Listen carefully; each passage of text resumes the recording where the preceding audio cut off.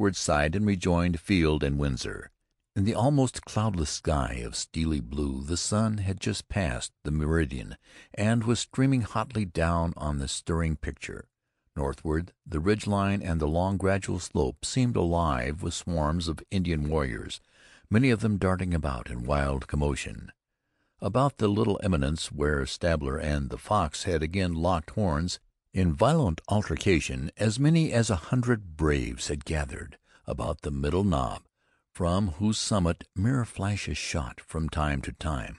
Was still another concourse, listening apparently to the admonitions of a leader but recently arrived, a chieftain mounted on an American horse, almost black, and Ray studied the pair long and curiously through his glasses.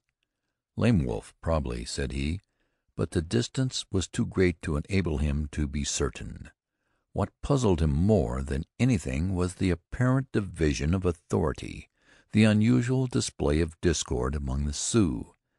These were all doubtless of the Ogallala tribe, Red Cloud's own people, yet were they wrangling like ward heelers and wasting precious time?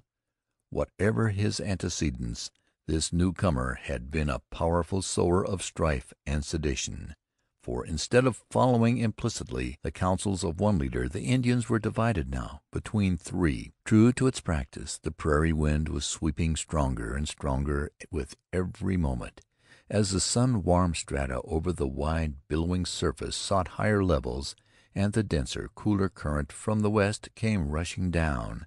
And now all sounds of the debate were whisked away towards the breaks of the South Cheyenne, and it was no longer possible for old Sioux campaigners to catch a word of the discussion. The leaves of the cottonwoods whistled in the rising gale, and every time a pony crossed the stream bed and clambered the steep banks out to the west, little clouds of dun-colored dust came sailing toward the grove, scattered and spent, however, far from the lair of the defense. But while the discussion seemed endless among the Indians on the northward side, never for a moment was the vigilance of the circle relaxed. South, east, and west the slopes and lowlands were dotted with restless horsemen, and from young Clayton came the word that through his glass he could make out 3 or 4 warriors far away towards the Moccasin Ridge. "That's good," said Ray. "It means they, too, are looking for a column coming out from Frayne.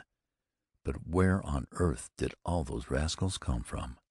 There must be 400 now in sight." Well might he ask and marvel. Stabber's little village had never more than 50 warriors. Lame Wolf's band was counted at less than 240 fighting men, and these, so said the agents of the omniscient bureau, were all of the Ogallalas, away from the shelter of the reservation when the trouble started. No more should be allowed to go, was the confident promise, yet a fortnight nearly had elapsed since the frontier fun began. News of battle sweeps with marvelous speed through Indian-haunted lands, and here were warriors by the score, come to strengthen the hands of kindred in the field, and more were coming. The mirror signals plainly told them that. Yet it was now well nigh 1 o'clock, and not another hostile move was made. Fox, then, was being held by stronger hands. It meant that Lone Wolf had listened to reason and Stabber, and would permit no fresh attack until his numbers should be so increased that resistance would practically be vain. It meant even more, that the Indian leader in chief command felt sure no force was yet within helping distance of the corralled troopers. He could therefore take his time. But this was a theory Ray would not whisper to his men. He knew Webb. He knew Webb would soon read the signs from the north and be coming to his relief, and Ray was right. Even as he reasoned, there came a message from across the grove. Lieutenant Clayton said the Indians he had seen away to the south were racing back. "Thank God," was the murmured answer no man heard. "Now, lads, be ready," was the ringing word that roused the little troop, like bugle call to arms, and even as eager faces lifted over the low parapets to scan the distant foe, fresh signals came flashing down from the northward ridge.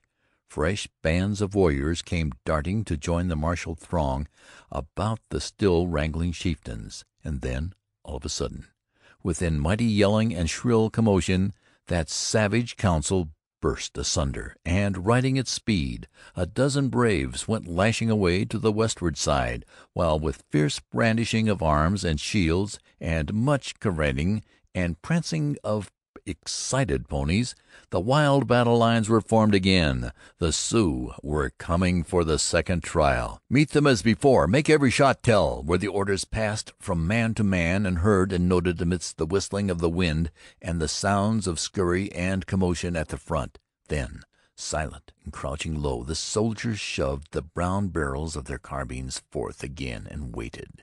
And then the grim silence of the little fortress was broken, as, with startling sudden force, there went up a shout from the westward side. "My God, boys, they're setting fire to the prairie!"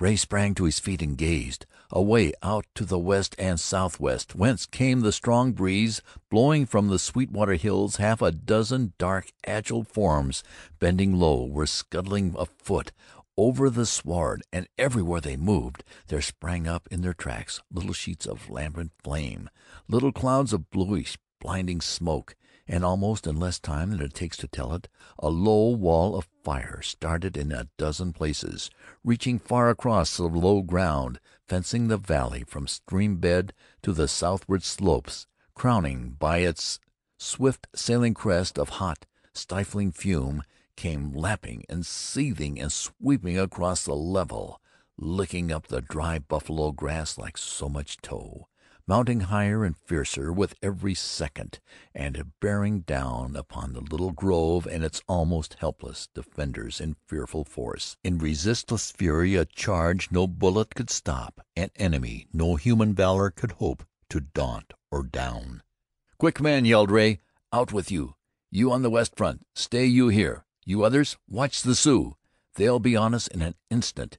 And away he sped from the shelter of the bank, out from the thick of the cottonwoods, out to the open prairie, straight toward the coming torrent of flame, still, thank God, full 700 yards away, but leaping toward them with awful strides.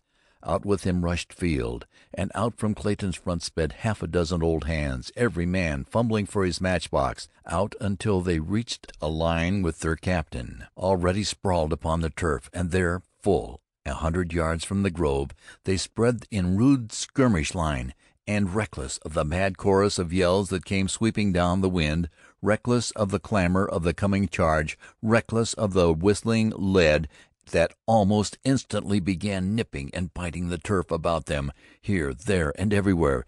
They, too, had started little fires. They, too, had run their line of flame across the windward front. They, too, had launched a wall of flame, sailing toward the grove, and then back. Through blinding smoke they ran for their saddle blankets, just as the sharp sputter of shots burst forth on the northward side, and the Sioux, with magnificent dash, came thundering within range. Then followed a thrilling battle for life. Two red enemies now enrolled against the blue. Fight fire with fire is the old rule of the prairie. Ray had promptly met the oncoming sweep of the torrent by starting a smaller blaze that should at least clear the surface close at hand, and by eating off the fuel, stop possibly the progress of the greater flame.